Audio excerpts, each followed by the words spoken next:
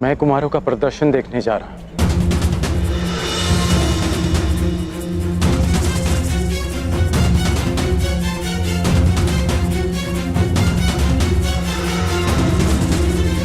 धनुष को साथ लेकर तुम कहीं नहीं जा रहे हो। हस्तिनापुर के वासियों, अब आपके समक्ष आ रहे हैं महाबाहु, पवन के वेग से गदा चलाने में निपुण विकोदर भीम। भीम पांडुपुत्र भीम की, पांडुपुत्र भीम की, पांडुपुत्र भीम की।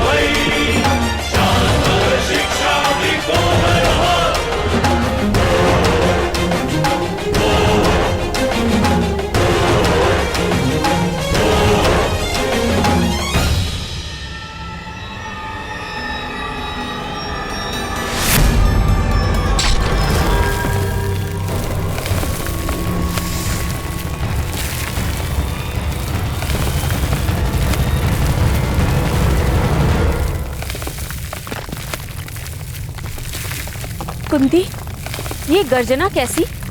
पुत्र भीम ने दुर्योधन की बनाई दरार को अपने बल से भर दिया है।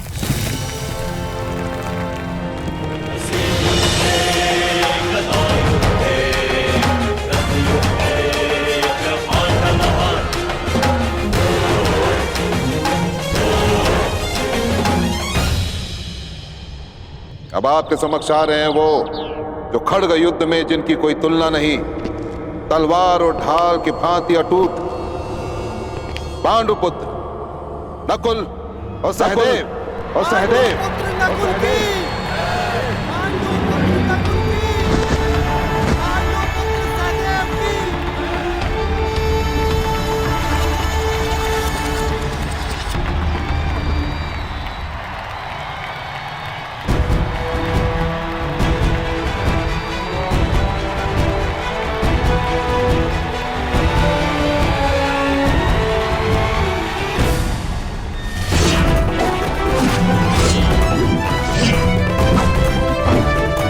पांडुपुत्र नकुल की, पांडुपुत्र सहदेव की।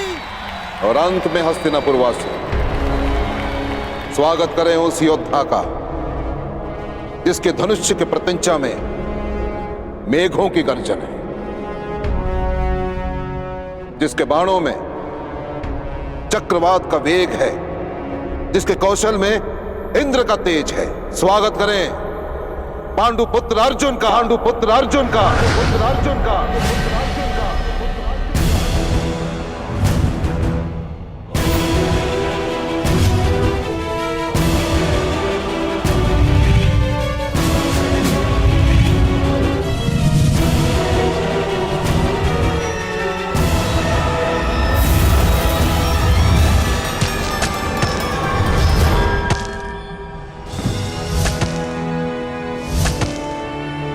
कुमार अर्जुन की, कुमार अर्जुन की, कुमार अर्जुन की,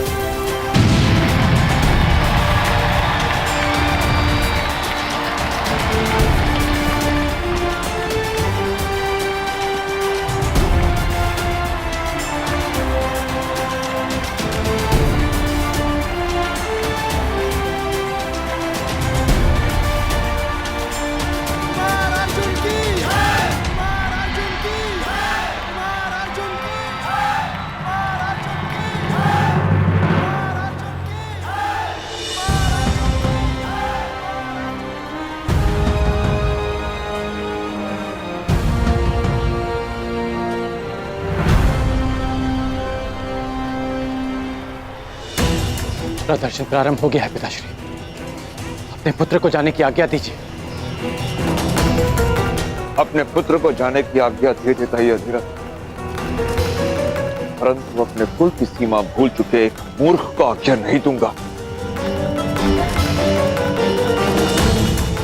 अब भी समय है कर्ण, क्षत्रियों के साथ अपनी तुलना करना बंद कर दो। जिनके बीच हम बैठ नहीं सकते उन्हें ललकारने का स्वप्न देखना बंद कर दो। यदि तुम वहां पर गए और कुछ कर बैठे तो क्या अनर्थ होगा उसकी कल्पना तक नहीं कर सकते तुम।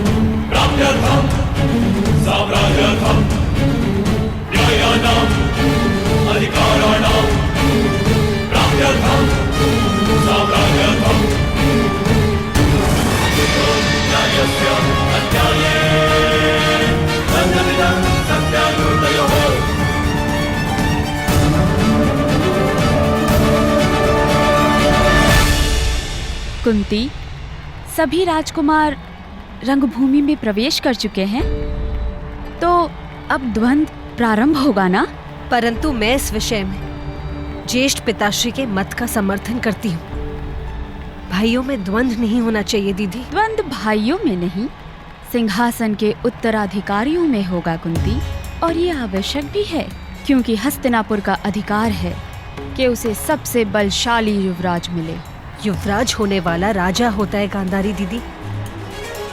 उसे बलशाली होने के साथ साथ न्यायप्रिय, धर्मवान और शांत भी होना चाहिए। अब इसका निर्णय तो द्वंद्व करेगा, हमारी बातें नहीं।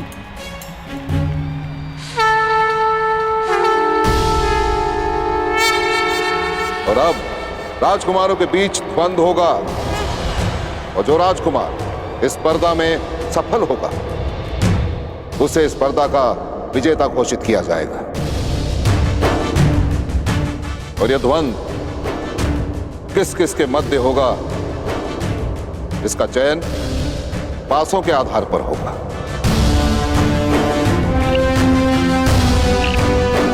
पर तो ध्यान रहे राजकुमारों, यह प्रतिस्पर्धा है, युद्ध नहीं। यदि किसी प्रतियोगी के प्रहार से किसी भी प्रतिद्वंदी का रक्त बहा तो उसी क्षण उस राजकुमार को स्पर्धा से अयोग्य घोषित कर दिया जाएगा।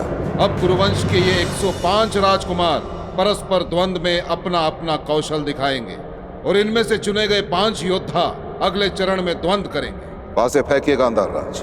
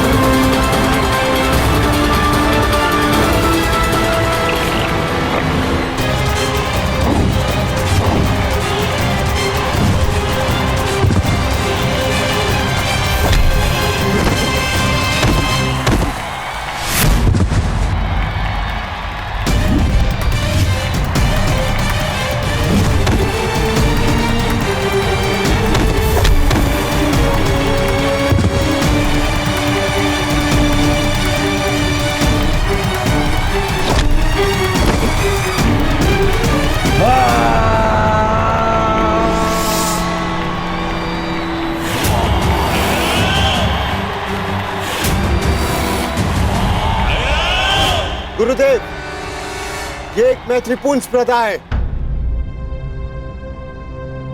दुर्योधन का प्रहार घातक सिद्ध हो सकता था। हुआ तो नहीं ना भ्राताश्री। नियम अनुसार यदि रक्त बहता तो मैं अयोग्य सिद्ध होता। दिखाइए कहां है रक्त।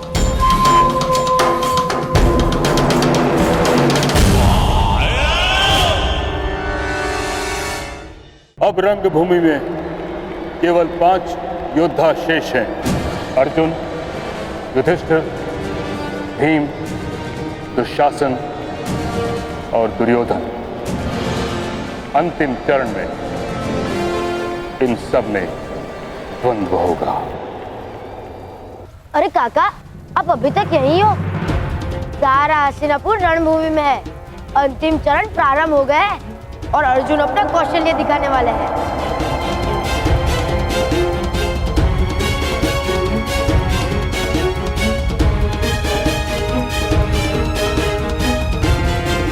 हम कहीं नहीं गए।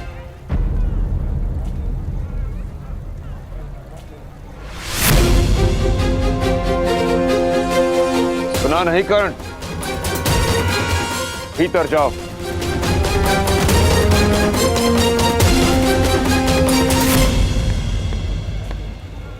इसे अपना भाग्य स्वयं चुनने दीजिए आर्य। राधा, पुत्र मुंह में इतनी अंधी हो गई हो कि अपने पुत्र के प्राण का मोह नहीं बचा। उसे रोकने के स्थान पर उसे उकसा रही हो तुम। जिस न्याय के लिए इसने प्रशिक्षण लिया उसे पानी से जाने दीजिए आर्य। कोई कहीं नहीं जाएगा। भीतर चलो।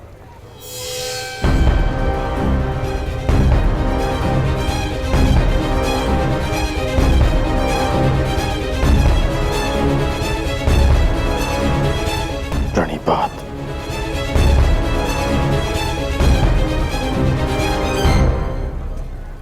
यदि जाना ही था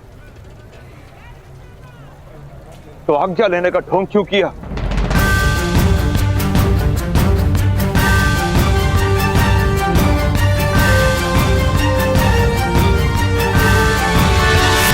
आज्ञा अधिरथ के पुत्र ने अपने पिता से मांगी थी और उसका पालन भी किया।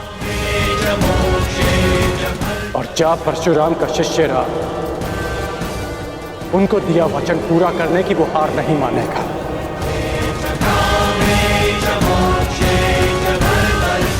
आपने सूत पुत्र कर्ण को रोका था, परंतु परशुराम शिष्य राधेय को आज्ञा मिल चुकी है।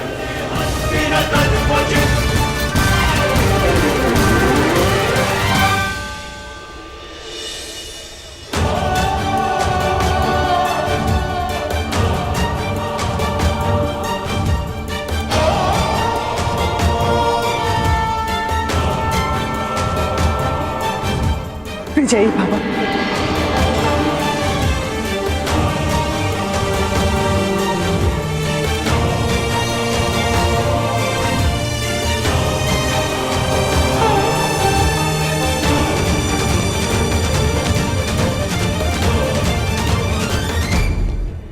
शेष बचे 5 राजकुमारों के बीच अंतिम चरण का युद्ध होगा। क्रमांक के आधार पर पहला क्रमांक मिलता है युधिष्ठिर को, दूसरा दुर्योधन को, तीसरा अर्जुन को, चौथा दुशासन को और 5वां भीम को। पासे फेंकिए गांधार राज। अब बताओ मेरे पासों, किस किस के बीच द्वंद्व होगा?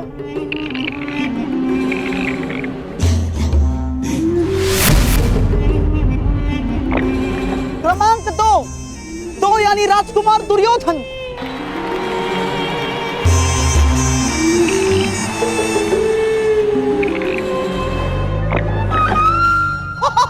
क्रमांक 4 यानी राजकुमार दुशासन।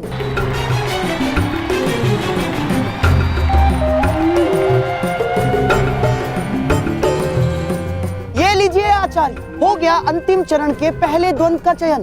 राजकुमार दुशासन के साथ राजकुमार दुर्योधन की स्पर्धा होगी। ये पासे भेदभाव नहीं करते, ये भाई भाई का अंतर नहीं जानते आचार्य। द्वंद्व प्रारंभ हो। राजकुमार दुर्योधन की, राजकुमार दुर्योधन की।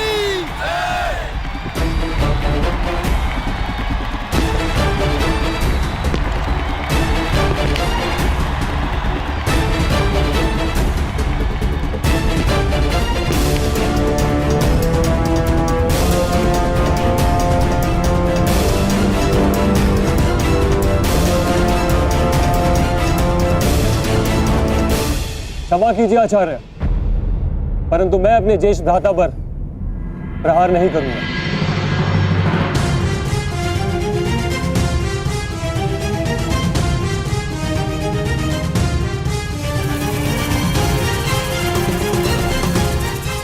मैं दुशासन अपनी हार स्वीकार करता हूं।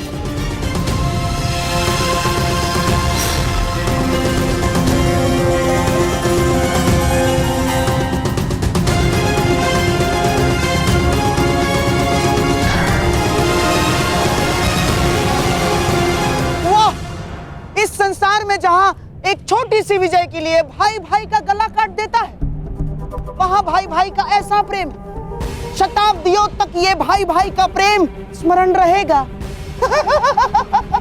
वाह!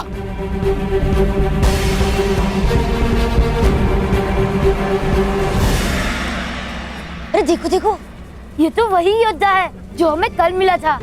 मुझे छोटा मित्र कहता है। इसने कल आकाश में इतना ऊंचा बाण चलाया, इतना ऊंचा बाण चलाया कि हम देख ही नहीं पाए। ये अवश्य स्पर्धा में भाग लेगा। मित्र, आप अवश्य विजय होंगे। वचन दीजिए हमें, आप विजय होंगे। इससे वचन पूर्ति की आशा मत करो बालक, क्योंकि अपने दिए वचन भूल जाने का रोग है इसे।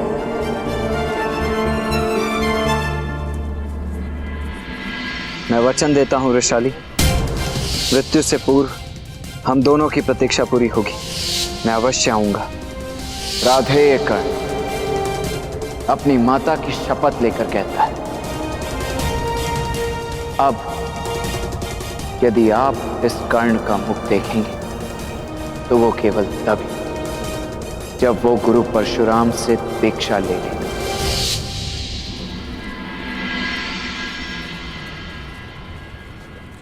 मुझे अपने सारे वचन स्मरण है, जो पूरे कर पाया वो भी, जो अभी पूरे करने हैं वो भी स्मरण है। माटी से सना मेरी मित्र का वो मैला हाथ जो उसने मुझे नहीं सौंपा, स्वयं मेरे लिए। मैं कर्ण के लिए बंधन नहीं बन सकती, उसके जीवन का सबसे बड़ा दुख नहीं बन सकती मैं। मुझे क्षमा कर दीजिएगा माता।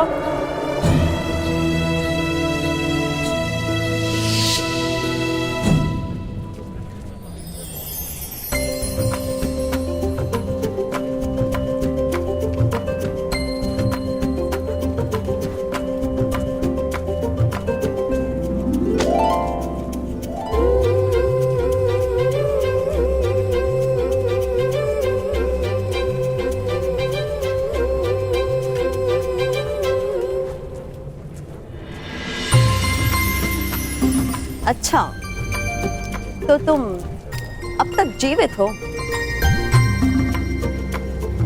प्रत्यक्ष को प्रमाण की आवश्यकता नहीं। तो अपने वचन के अनुसार अब तुम संसार के सर्वश्रेष्ठ धनुर्धर हो। बताओ, प्रमाण कैसे दूं? प्रमाण देने का केवल एक ही उपाय है, एक ही स्थान है, ये तुम्हारे समक्ष।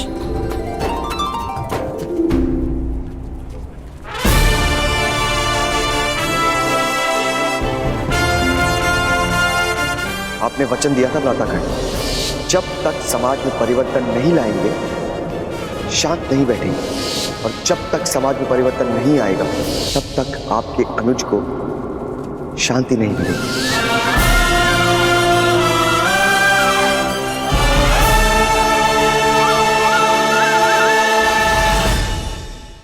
तो अपने वचन के अनुसार अब तुम संसार के सर्वश्रेष्ठ धनुर्धर हो। बताओ, प्रमाण कैसे दूं?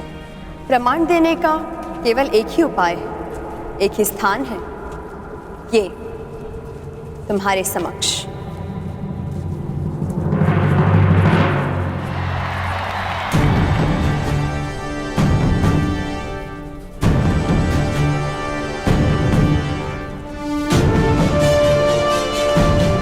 तुम अब तक नहीं बदली रुशाली, परंतु मैं देखना चाहती हूँ कि अपने वचन के अनुरूप तुम बदले हो या नहीं। आओ दिखाता।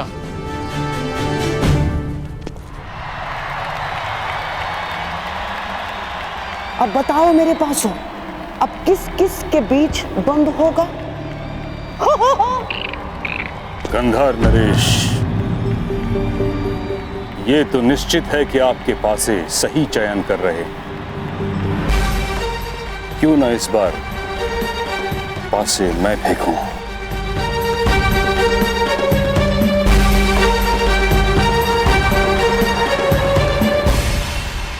हाँ हाँ महामहिम, क्यों नहीं।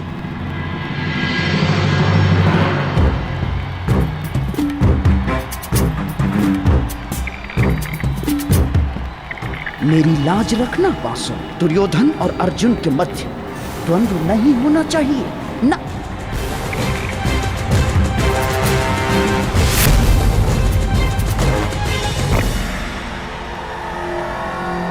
क्रमांक 2। राजकुमार दुर्योधन की! राजकुमार दुर्योधन की!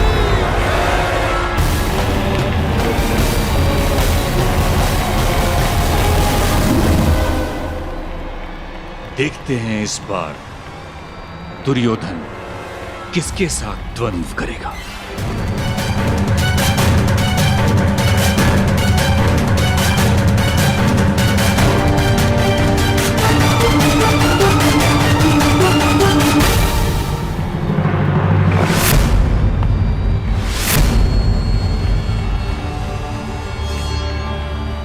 तीन नहीं, 5 मेरे प्रिय पासों, 5।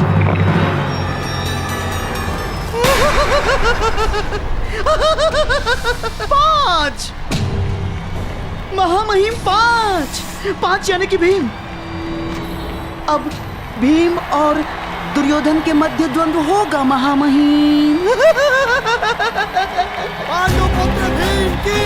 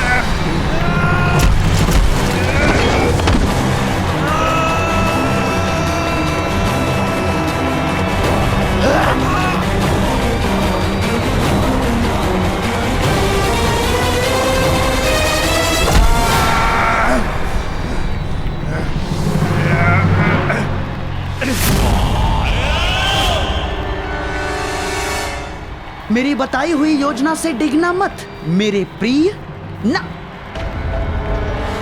भीम को मारने के अवसर मैं तुम्हें अवश्य दूंगा, अवश्य।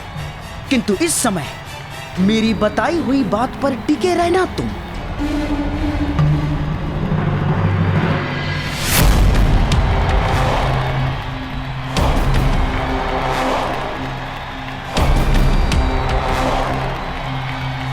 क्या बात है भीम, बड़े क्रोध में भोजन नहीं किया क्या?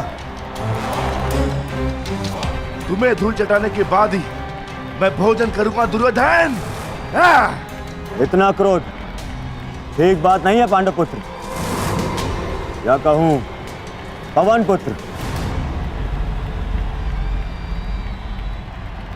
कितनी विचित्र बात है ना, एक पिता के कई पुत्र तो सामान्य बात है, परंतु एक पुत्र के दो पिता।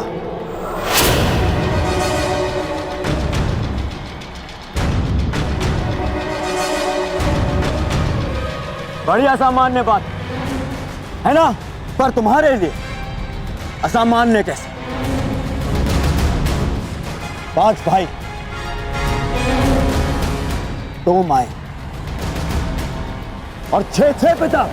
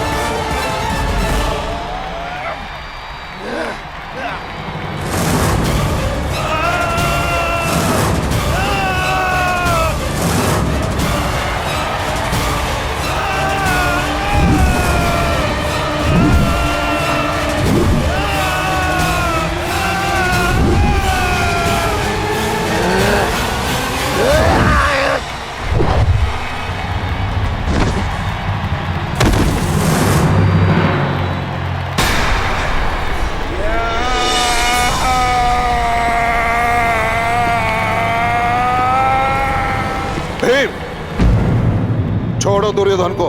नहीं गुरुदेव, आज नहीं। तुमने इसका रक्त बहाया है भीम, अब तुम इस स्पर्धा के लिए पात्र नहीं हो।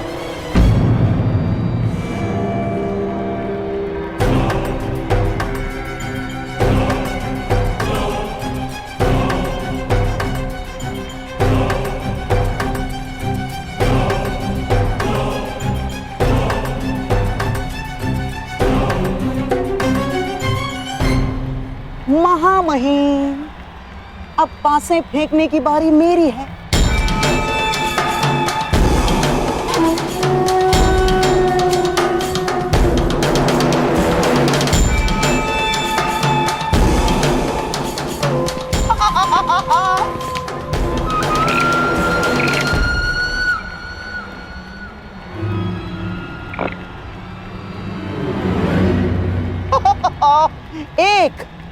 एक यानी राजकुमार युधिष्ठिर।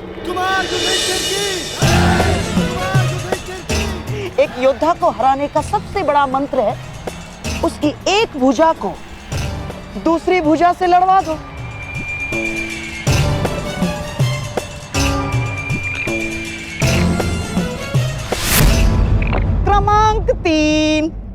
क्रमांक 3 यानी राजकुमार अर्जुन।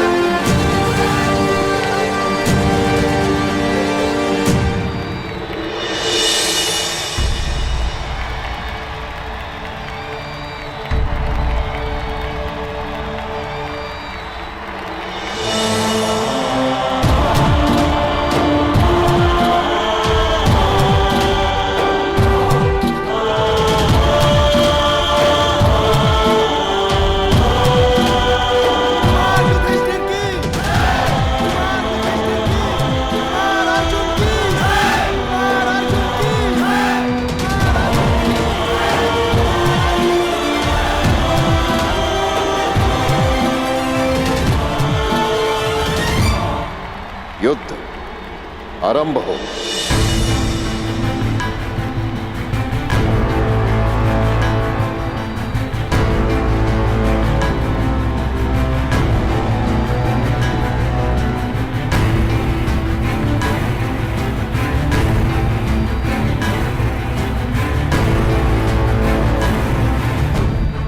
तो अपने सर्वश्रेष्ठ धनुर्धर होने का प्रमाण कब दोगे कर्ण? बस निमंत्रण मिल जाए। राजपुत्रों के प्रदर्शन में तुम्हें निमंत्रण कौन देगा कर्ण? आचार्य द्रोण, धनुर्धरों के महान गुरु आचार्य द्रोण। वो स्वयं मुझे निमंत्रण देंगे रुशाली। देखते हैं।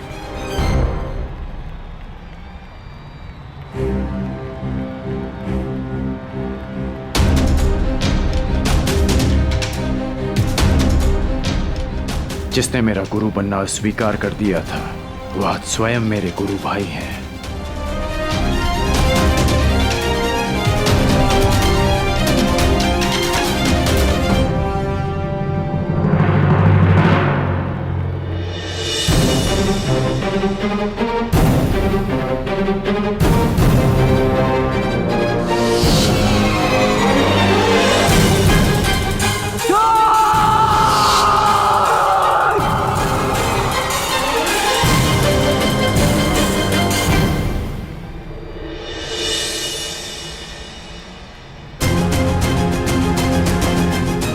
प्रारंभ करो अर्जुन। राधे कर्ण अपने सबसे बड़े प्रतिद्वंदी का कौशल देखना चाहता है।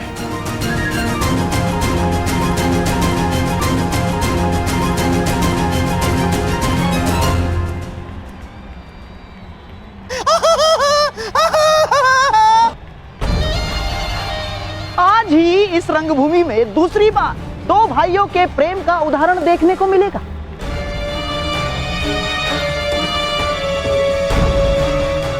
पहले दुशासन ने अपने भाई के विरुद्ध द्वंद्व अस्वीकार कर दिया, अब कदाचित अर्जुन भी वही करेगा।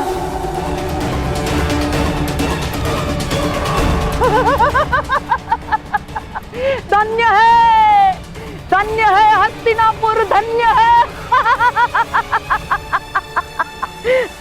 बोलो अर्जुन, क्या अपनी हार स्वीकार करोगे या अपने देव समान ज्येष्ठ भ्राता के साथ द्वंद्व करोगे?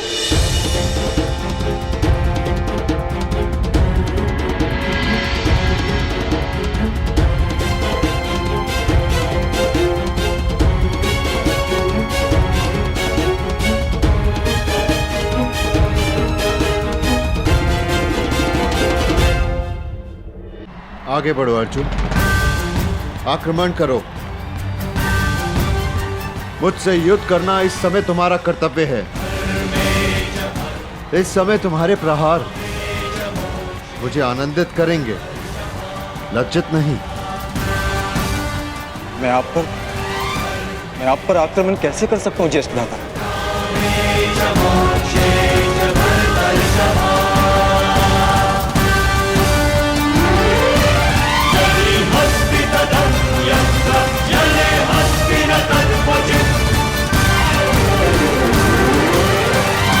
अब क्या होगा?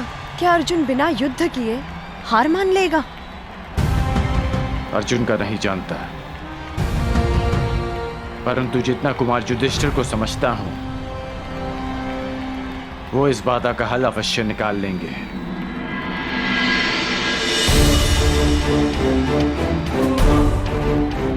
लगता है अंतिम चरण का अंतिम द्वंद्व ज्येष्ठ कुंती पुत्र और ज्येष्ठ गांधारी पुत्र में ही होने वाला है।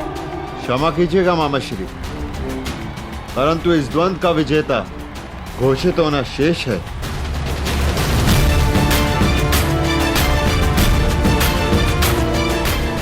अर्जुन, मुझसे पहले तुमने जिन्हें पराजित किया, जिन पर बाण चलाए, वो भी तुम्हारे भ्राता ही थे।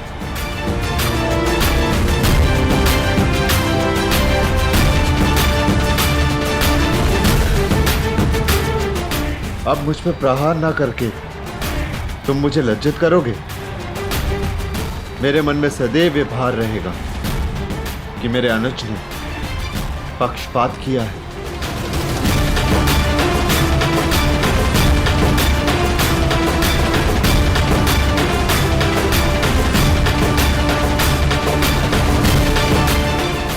दीर्घायु रहो युधिष्ठिर, तुम अभी इतने स्थिर चित्त हो। तुम्हें अपने ज्येष्ठ भ्राता को मारने या घायल करने के लिए युद्ध नहीं करना है अर्जुन। तुम्हें अपने भ्राता को गर्वित करने के लिए युद्ध करना है।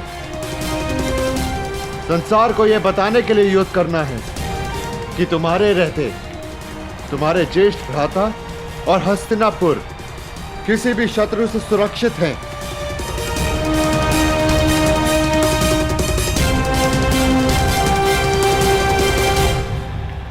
धनुष उठाओ अर्जुन।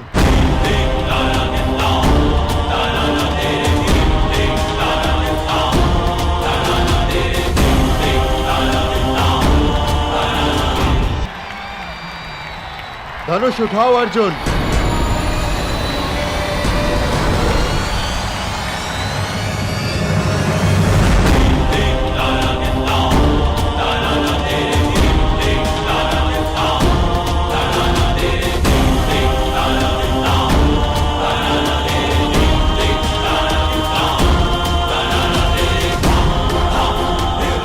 तुम मुझ पर प्रहार नहीं करोगे, परंतु मेरे प्रहारों से खुद को बचाओगे तो अवश्य।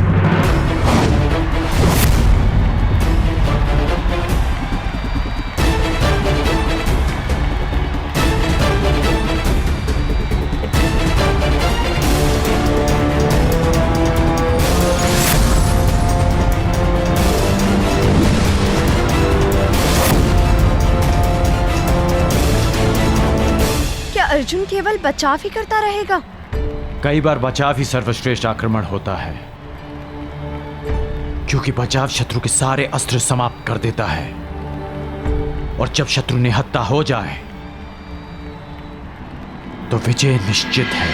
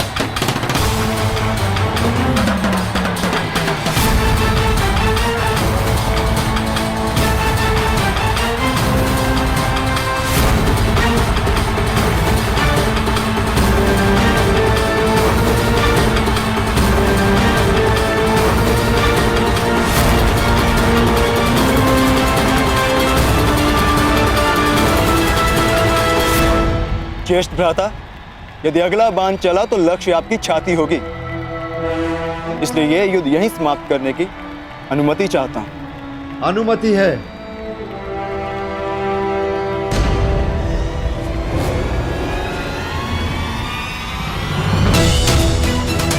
तुम्हारे हाथों मिली ये पराजय किसी भी विजय से अधिक गर्व देने वाली है।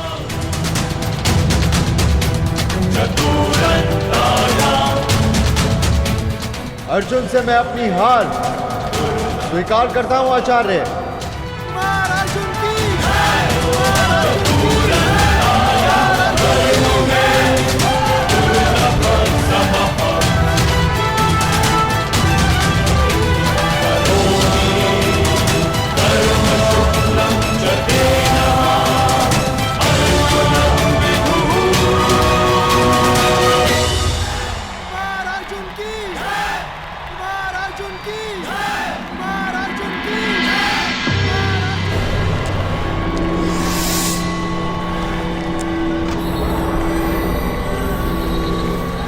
आपने तो कहा था कि एक भुजा को दूसरी भुजा से लड़वा दो, योद्धा समाप्त।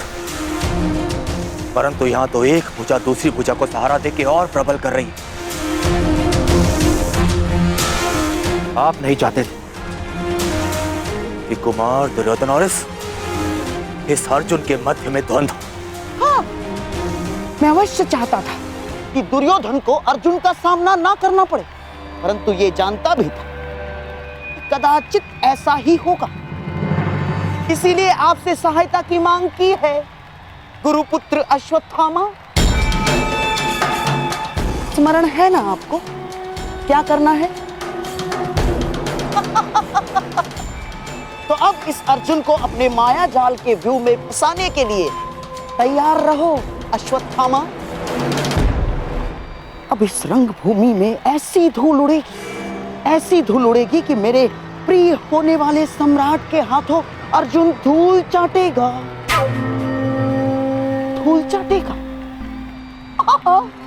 अवश्य अवश्य ऐसा ही होगा, अवश्य ऐसा ही होगा।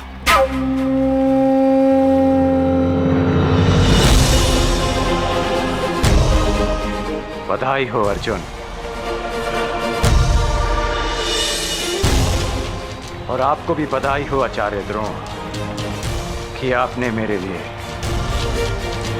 एक श्रेष्ठ प्रतिद्वंदी तैयार किया है।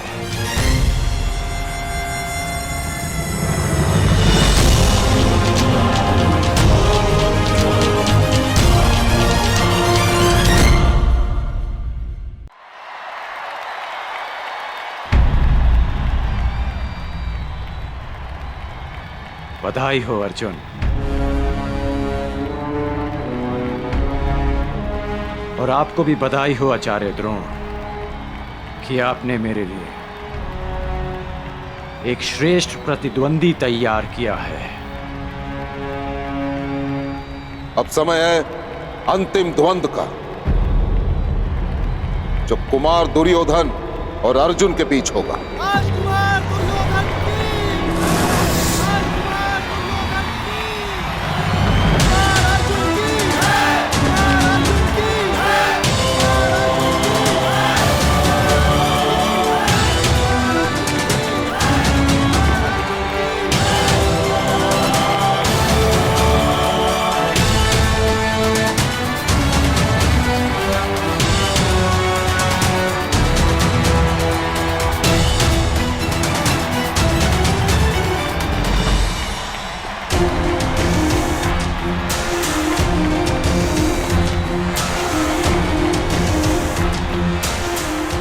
विजयी भव पुत्र दुर्योधन।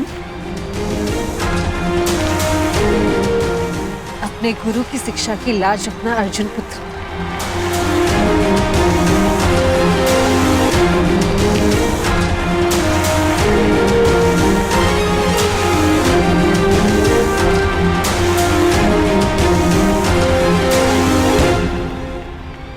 ये क्या?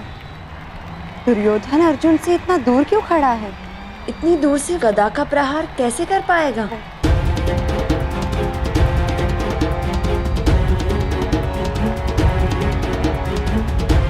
कुछ तो है। लगता है दुर्योधन युद्ध के लिए गदा नहीं, कोई और नीति प्रयुक्त करेगा।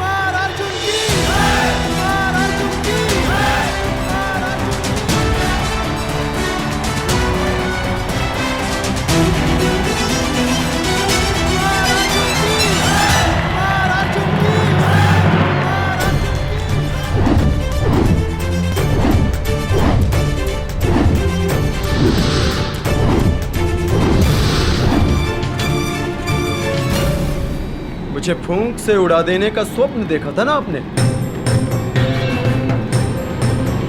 पहले मेरे बाणों की आंधी से तो बच के दिखाइए।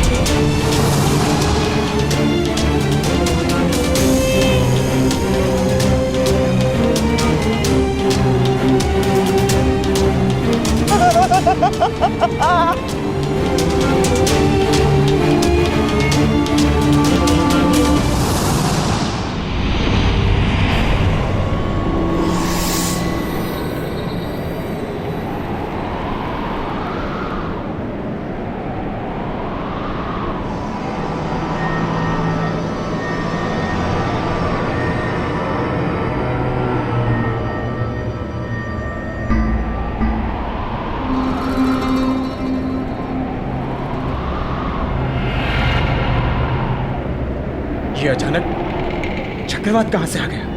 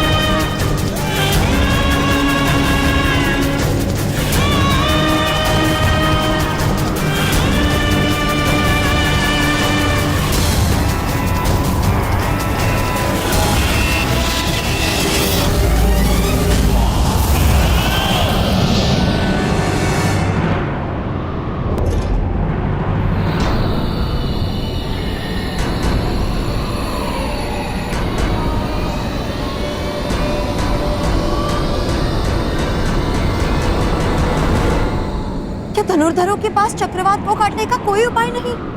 उपाय है, शैलास्त्र,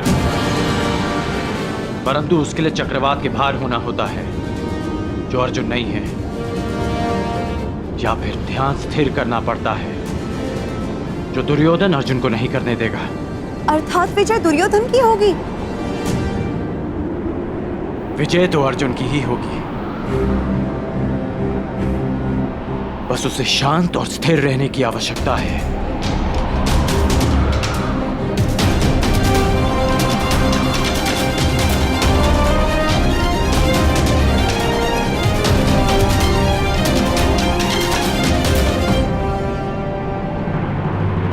तुम्हें चाहे जितनी माया फैलानी है फैला लो अश्वत्थामा, जितने छल करने हैं कर लो, परंतु सब मिलकर भी अर्जुन को परास्त नहीं कर पाओगे। तुम अर्जुन का सामना कर रहे हो, अर्जुन का। ईश्वर ने मनुष्य को 5 इंद्रियां दी और एक सच्चे धनुर्धर के पास एक और इंद्रिय होती है, अब वो है आभास। लक्ष्य को भेदने वाले के लिए कुछ भी असंभव नहीं। ध्वनि तुम्हारे कान सुनेंगे और तुम्हारे हाथ बाण चलाएंगे।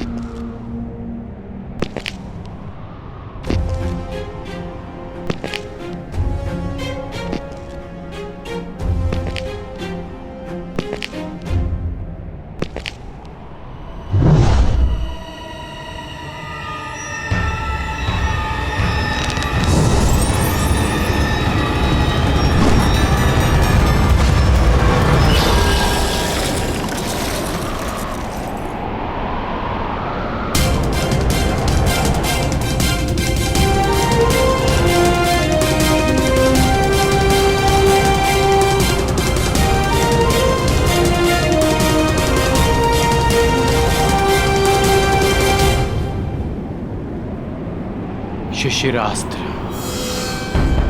शब्द भेदी संधान के भांति प्रयुक्त होता है। इसकी काट केवल एक महान धनुर्धर ही कर सकता है।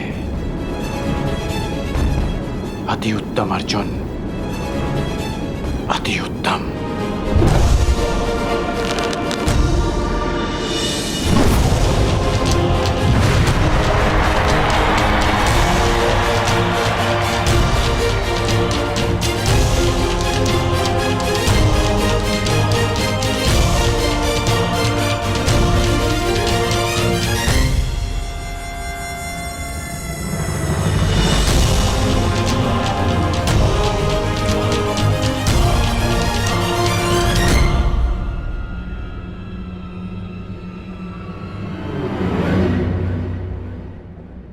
द्वंद्व में कौन जीता कुंती?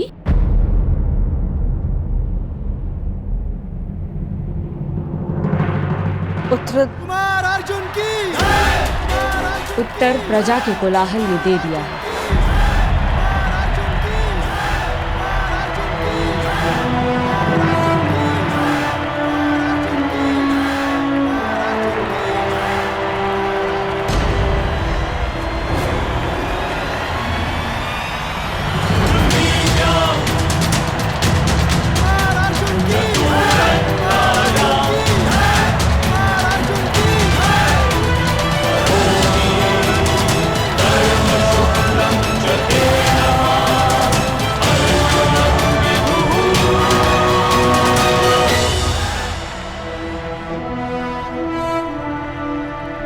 दुर्योधन सुरक्षित तो है ना विदुर? हाँ महाराज, राजकुमार अर्जुन ने नियमों का पालन करते हुए राजकुमार दुर्योधन को परास्त किया है।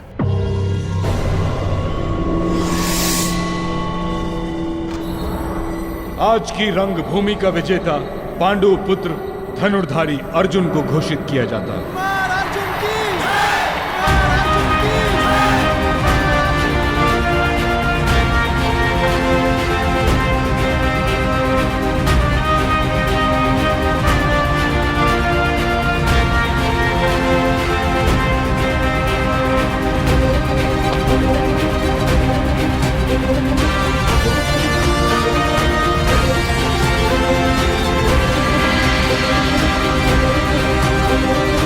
हस्तिनापुर वासियों, आज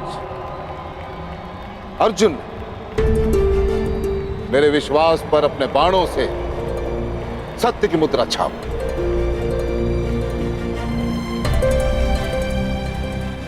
जो बात मैं स्वयं से करता आ रहा हूं, वही बात बड़े गर्व के साथ आप सबके समक्ष करना चाहता हूं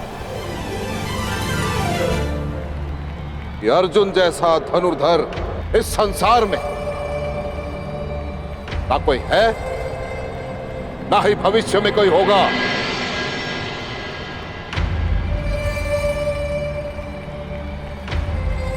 आचार्य द्रोण का महान शिष्य है अर्जुन।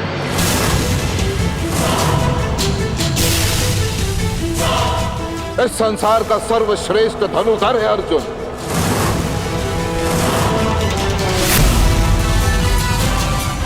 अर्जुन जैसा कोई नहीं।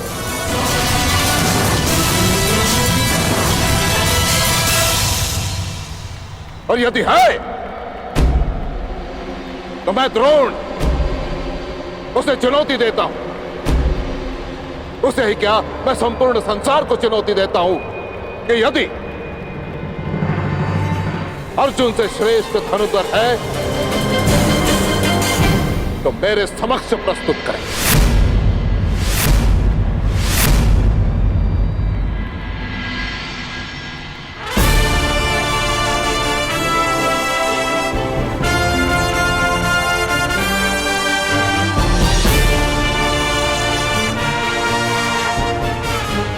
कहा था ना रुशाली कि आचार्य द्रोण स्वयं मुझे आमंत्रण देंगे। मिल गया निमंत्रण।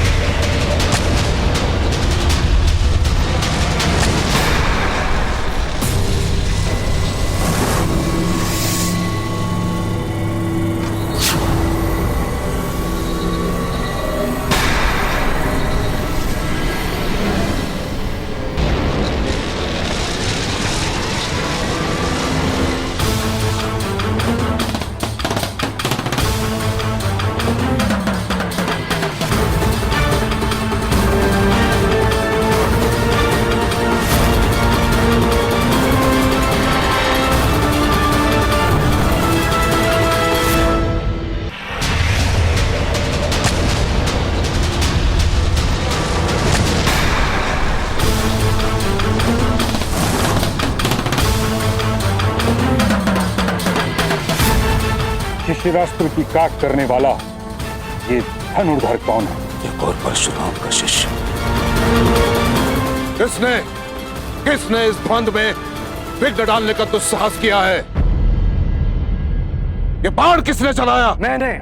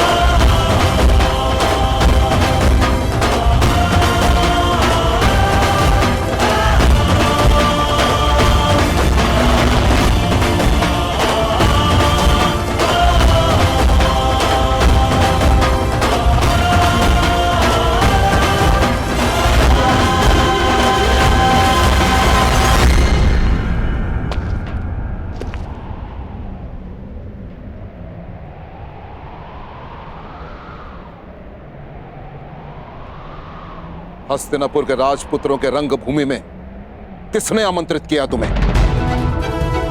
उत्तर दो।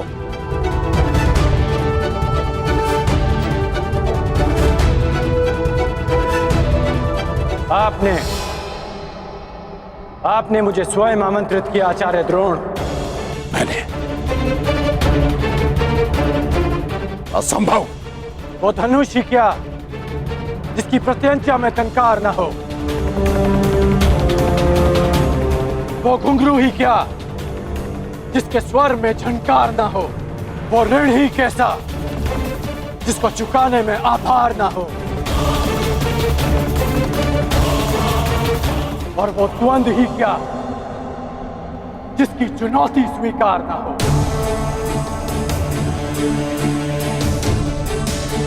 आपने हस्तिनापुर की प्रजा और माननीय अतिथियों के मध्य चुनौती दी थी, मैंने तो मात्र उसे स्वीकार किया है।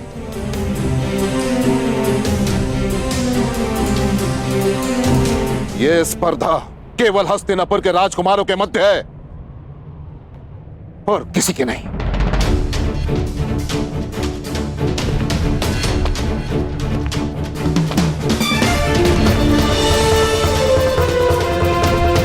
जब तक ये द्वंद्व राजकुमारों के मध्य था, मैं दर्शकों के मध्य बैठा रहा।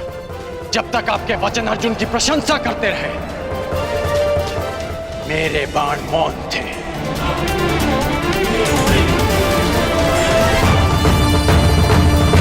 परंतु जब आपने संसार के समस्त धनुर्धारियों को चुनौती दी, तब ना मैं मौन रह सका और ना मेरे बाण। जिसे आप मेरा दुस्साहस समझ रहे हैं, वो मेरी विवशता थी आचार्य। एक गुरु ने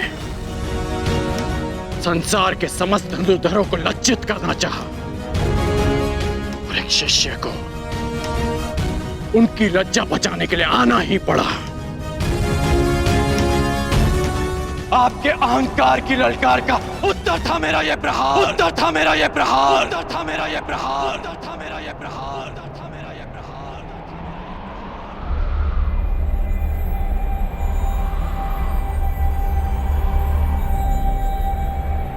मैं सबके समक्ष अर्जुन को द्वंद्व की चुनौती देता हूं, चुनौती देता हूं, चुनौती देता हूं, चुनौती देता हूं, चुनौती देता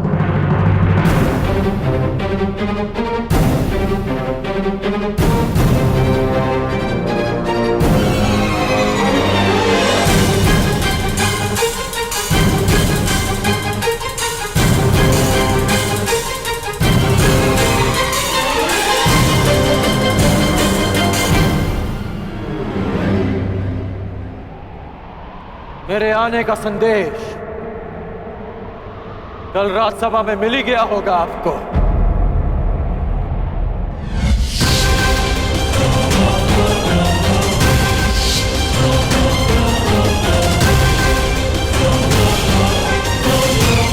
आज आपका एक और संदेश समाप्त हो जाएगा कि संसार का सर्वश्रेष्ठ धनुर्धर आपका प्रिय अर्जुन, अर्जुन।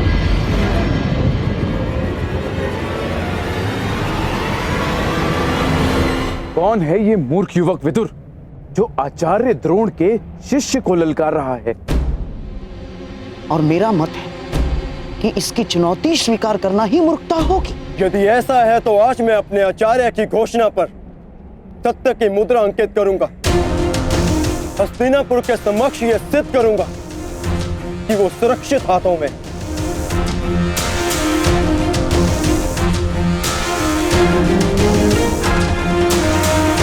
यदि तुम्हारे यहां आने का कार्य आचार्य की पुकार है तो मुझे यह चुनौती स्वीकार स्वीकार स्वीकार।